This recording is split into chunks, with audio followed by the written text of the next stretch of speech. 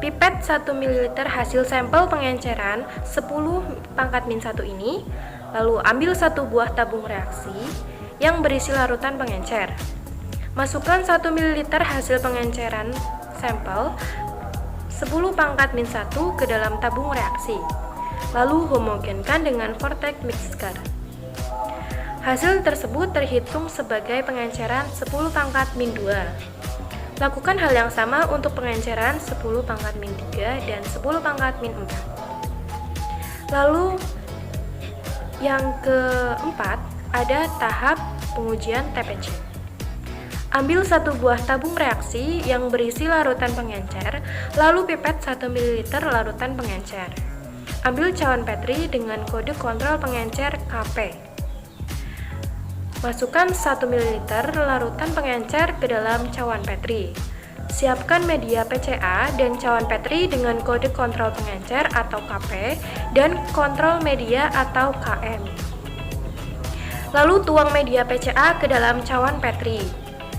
Dan setelah itu homogenkan dengan cara digoyang-goyangkan.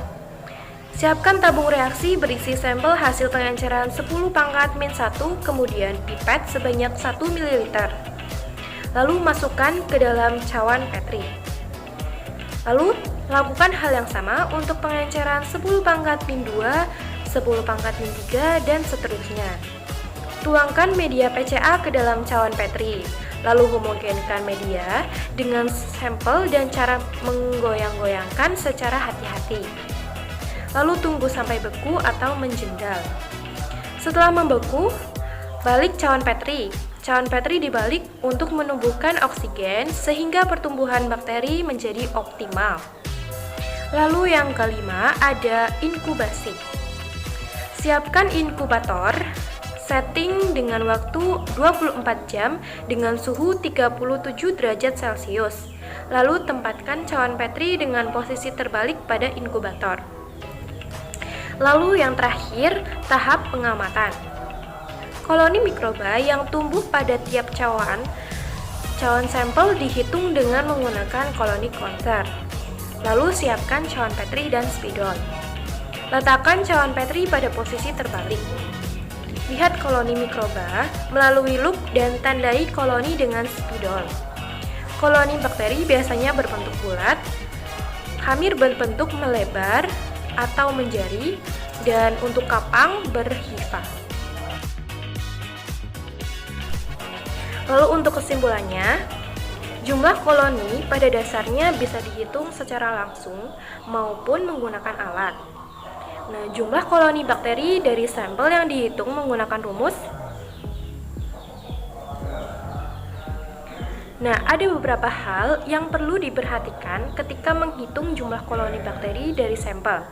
Yang pertama, ada cawan yang dipilih dan dihitung adalah yang mengandung jumlah koloni antara 30 sampai 300 CFU per gram.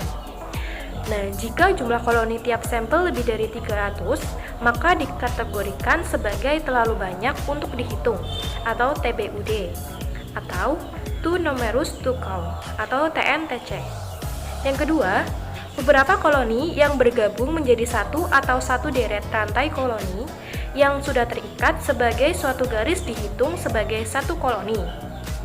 Lalu yang ketiga, koloni yang tumbuh menutup lebih besar dan setengah luas cawan Petri tidak disebut sebagai koloni, melainkan spreader.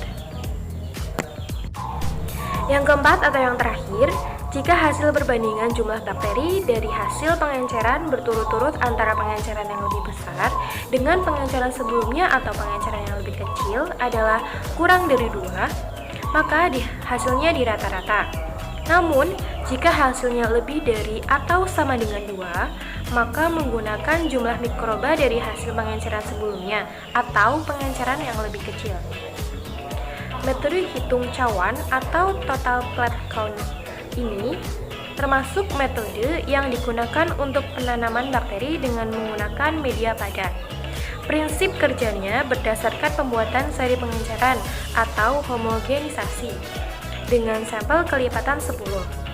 Hasil perhitungan dengan menggunakan hitung cawan ini dalam bentuk koloni forming unit atau CFU. Nah, itu dia penjelasan dari saya mengenai metode TPC atau Total Plate Count. Semoga bermanfaat dan menambah ilmu baru. Wassalamualaikum warahmatullahi wabarakatuh.